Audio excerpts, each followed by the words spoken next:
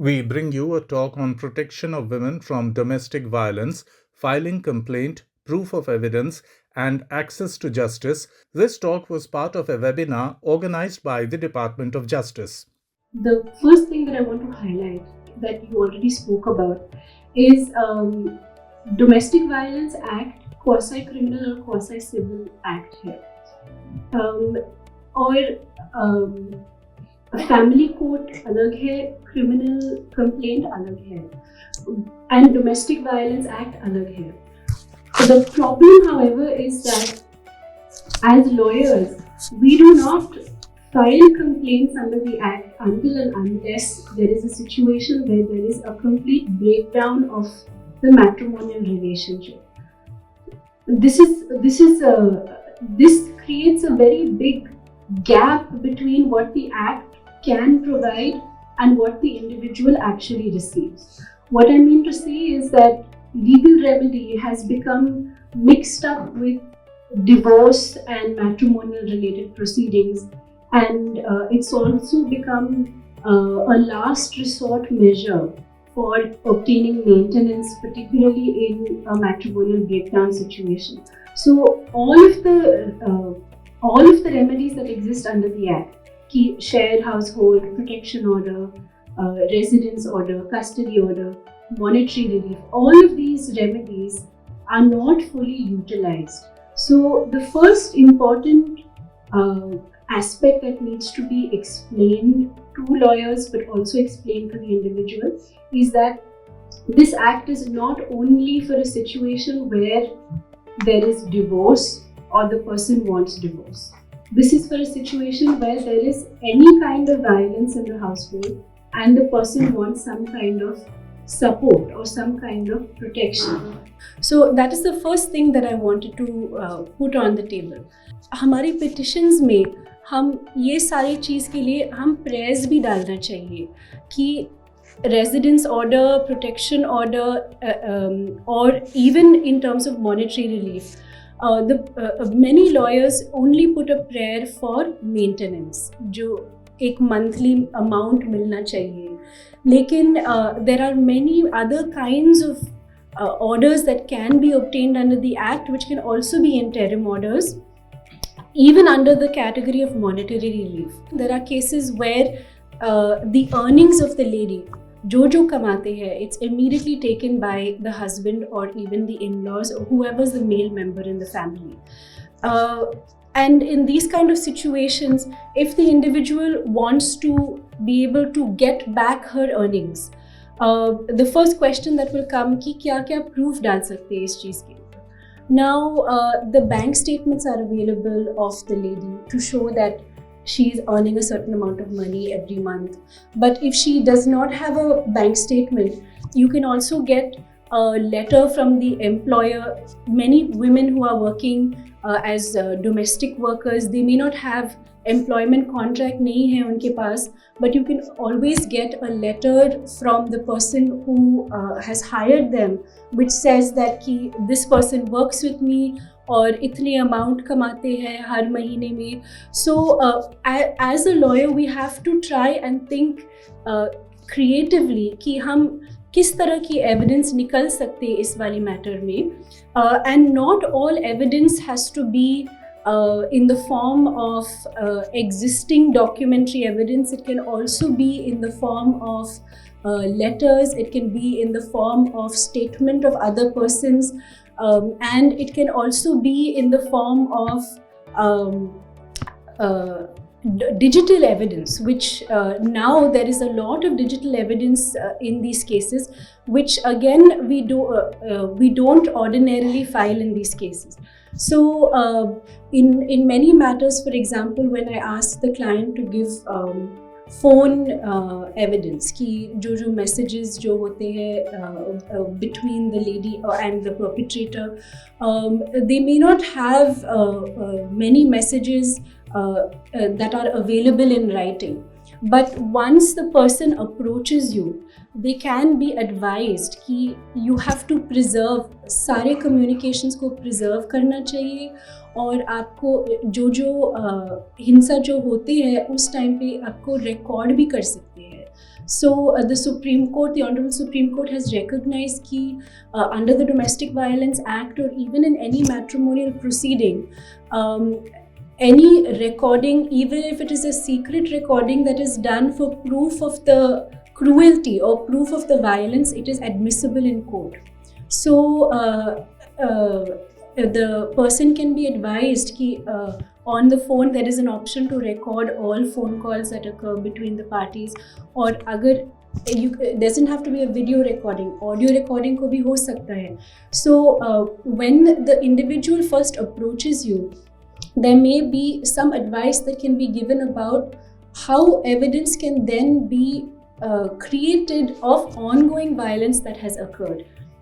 So on the point of evidence, I also wanted to add one important thing.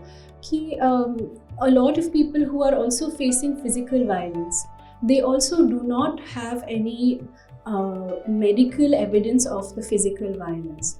And sometimes these incidents are very old and fresh evidence nahi hai us wali in those cases.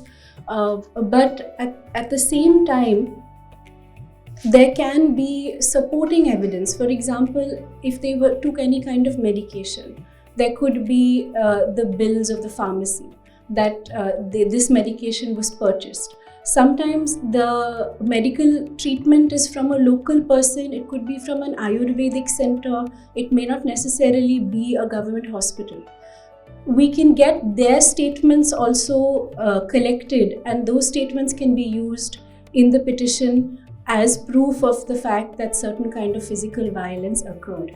There could be photographs to show if there are bruises or any older injuries, those photographs can also be utilized. So we need to think very broadly कि जब घरेलू हिंसा होता है, what are the traces of this that exist in people's lives.